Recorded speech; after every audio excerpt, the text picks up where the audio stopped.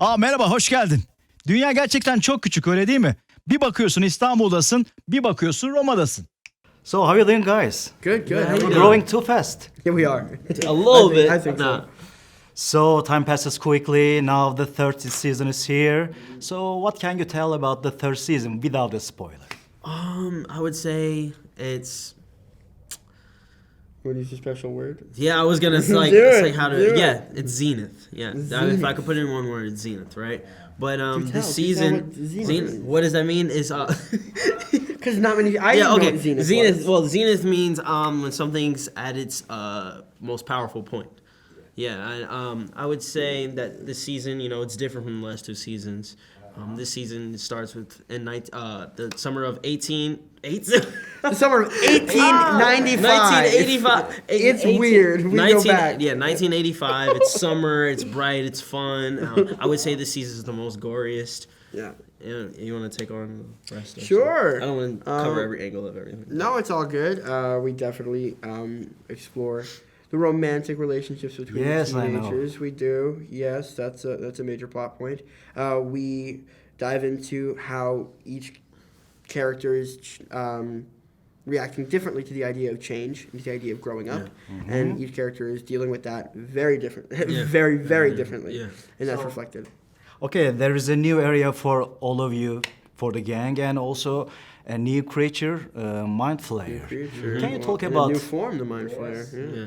the scary Mind Flayer? it's pretty What do you think about the Mind Flayer? think- How can you tell something about it? Yeah, the Mind Flayer is pretty crazy.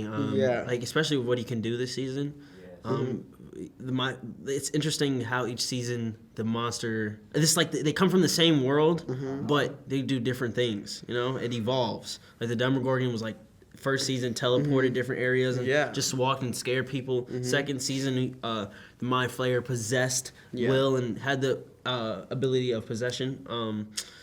And season 3, I'm not sure if we could talk about it too much right now. Too much, but I think it's really cool how like what's awesome about the threats about the show and how scary they are. What's really cool is that in the first they do what a lot of different '80s movies used to do, and that's they have a threat in the beginning, and especially in franchises, they have a threat, and then they beat that, and then they realize that threat was just the beginning. It was just a little puppet. Now look at Star Wars, like Darth Vader. Everyone thought he was the big bad, and then you have Emperor Palpatine. And then this one, you have the Demogorgon, and then you realize, oh my gosh, there's this huge power that was controlling the Demogorgon the whole time. That's what's really crazy, is that it's something so much bigger than we ever thought.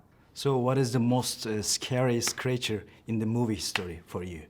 In movie history, Yes, alien, predator, nothing like the shark from Jaws. Jaws. All right. I mean, it's so familiar to us, and it's nothing that's necessarily super over the top scary. But the way that they just make it seem so precise and so deadly and so secret, it's so cool. Coraline's alternate dimension. Oh my gosh, you're right. Yes, she is a freak. Not that freak. The other freak. The crazy Coraline freak. is the best. I love that movie. But her alternate dimension. That's So freaking terrible. in this season, Lucas have a trouble with girls, with special girl. He says women act with emotions. No! Do I agree with that? No! Whoa! No! Absolutely No, not. Of course not. I will get punched in the face if I ever thought that. Nah. But I think it's funny because there's a lot of guys that I know that say that. say that. And it makes sense for the scene and the storylines and the situation. Lucas and teenagers, Max is like, oh, boyfriends lie, and then Lucas is like, the girls, don't worry about it, Mike. They'll get over their different species. I'm like, oh, no. I'm reading it. I'm like, yeah, God. no. You're gonna be hated. Yeah, and then it's funny because Lucas knows what he's doing and then he doesn't because he gets dumped 5 times, but then gets back with her. It's pretty amazing. So Dustin is very intelligent, but sometimes weird, Sometimes weird. All the time. Weird. All the time. Gaten, what do you think about Dustin? Do you have same behaviors? Yeah, I think so. I'm kind of a weirdo. Yeah. I am a weirdo. If you're comparing me to Dustin based on intelligence, I appreciate that. He's a smart kid. But when it comes to personality, I think we have a lot of similarities. I think that we're both outgoing. I think that we're both nerds. I think that we both enjoy learning, which is cool. But he's somewhat of like I couldn't like assemble a radio tower. I couldn't like build and assemble a radio tower. Like I'm not that type of smart. I don't think. You don't think so? I don't. You think I can build a radio tower? I mean, like, I feel like Dustin was probably more passionate about it. Doesn't more passionate. I feel like he just has like a calculated brain. I think he's just much more math oriented. Put a math problem in front of me. I'm good. Yeah. I mean, I'm good at math, but like, ew. Yeah, ill too. Yeah. So you're still student. Yeah, you're still studying. I just you just graduated. high graduated. school. Oh yes. Yeah. I just want to know how was school life as an artist. Oh, it's challenging, especially with like our acting schedules. You know, but we have people on set to keep us in order and in line. But yeah, it's challenging. Sometimes you'll be behind. You have to, if you're like traveling like places like this. Sometimes you might not do it. Sometimes you're tired.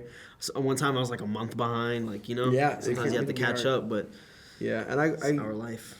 yeah, well, I still attend my public school at home, and so whenever I'm gone, they send me all the work. So I stay pretty caught up, but it's kind of hard because I mean I do just as much work as I would at school on top of filming and on top of work. So it's always hard. I mean, I like to stay busy anyway. Yeah. I don't like having nothing to do. So, I mean, it's beneficial in that sense, but it can be tiring. All the things happened in 1984 without social media. Can you live without social media? Always. Always. sure. Any day. In this time. All the time. I think... I mean, if you know what it is with social media, I feel that everyone, when they get off of it, they feel left out. Like there's a lot of things going on there. Like the reason why I like social media, it's like Instagram. I keep up on basketball and like news and fashion and all that stuff. But yeah, I can definitely stay away from it. Sometimes I take like a 3-month break just to just be to myself, stay to myself. But I yeah. think if I didn't have social media before Stranger Things, I wouldn't have it. Yeah. But I mean, what's good about it is that because of social media, I'm able to promote my band. I'm able to promote my charity organization. Yeah, we get to talk about it's beneficial. things that we There's believe a lot in. of benefits, but it's not necessarily my favorite way to pass time. Güzel röportajdı. Stranger Things gerçekten bu sezon herkesin favorisi olacak. Bu konuda eminim. Bir başka röportaj kimle? Onu daha sonra konuşuruz.